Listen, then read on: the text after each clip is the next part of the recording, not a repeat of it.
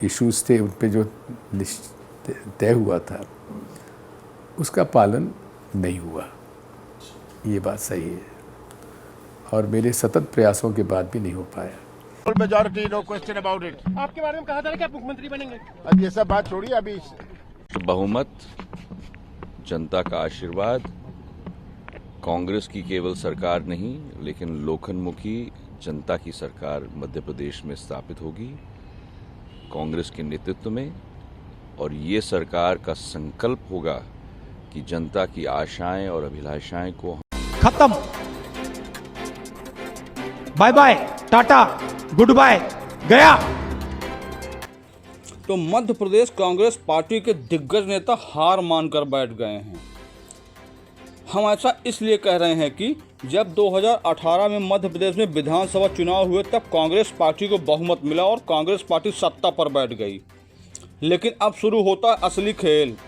अब सरकार तो बन गई, अब तीनों महारथियों को अपने अपने बेटों को भविष्य दिखाई देने लगता है।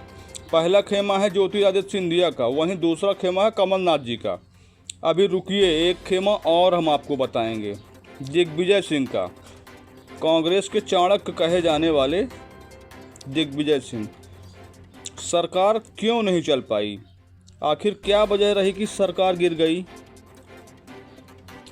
तो वो वजह भी बताएंगे हम आपको। लेकिन उससे पहले ये नेताजी के बयान सुन लीजिए, फिर आपको वजह बताएंगे आखिर क्यों गिर गई कांग्रेस सरकार। मैं नाम नहीं लेना चाहूँगा, जो कि एक शख्सियत है, इंडस्ट्रियलिस्ट हैं, वेल टू डू फैमिली से, उनके दोनों से अच्छे संबंध हैं। मैं उनके पास गया और जाने के बाद उनसे कहा कि देखिए, इन दोनों की लड़ाई में सरकार हमारी गिर जाएगी, आप ज़रा संभालिए, क्योंकि आपके दोनों के साथ संबंध है। और उसमें मैं मौजूद था। मैंने बहुत कोशिश की कुछ मामला निपट जाए, लेकिन जो वहाँ पे काम करने के लिए जो इश्यूज थे, उन पे जो तय हुआ था उसका पालन नहीं हुआ, ये बात सही है, और मेरे सतत प्रयासों के बाद भी नहीं हो पाया। जब सिंधिया और कमलनाथ जी की राजनीतिक लड़ाई शुरू हुई तब दिग्विजय सिंह जी को लगा कि सरकार गिर जाएगी। तब दिग्विजय सिंह एक मशहूर व्यापारी के यहाँ जा पहुँचते हैं और उनसे कहते हैं कि अब हमारी सरकार लगता है गिर जाएगी, आप बचा सकते हैं। उन्होंने कहा, क्यों भाई? तब दिग्विजय सिंह जी ने कहा, आपके दोनों से अच्छे संबंध हैं। दोनों से का मतलब कमलनाथ और ज्योतिरादित्य सिंधिया। फिर उस व्यवसायी के घर में खाना रखा जाता है। वहाँ तय हुआ सबके अपने अपने काम।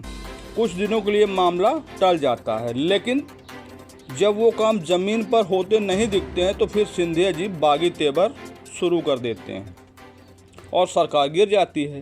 भाजपा में शामिल होते ही कैबिनेट मिनिस्ट्री में ले लेते हैं सिंधिया जी। तो क्या इन तीनों महारथियों को ऐसा होने देना चाहिए था? एक चुनी हुई सरकार गिराई नहीं, फिर रोका क्यों नहीं गया? हमें अपनी राय कमेंट बॉक्स में ज़रूर बताइए। चैनल को लाइक करें, सब्सक्राइब करें, ताकि हमारे अपडेट्स आपको मिलते रहें। धन्यवाद। खत्म, bye bye, ta-ta, goodbye, गया।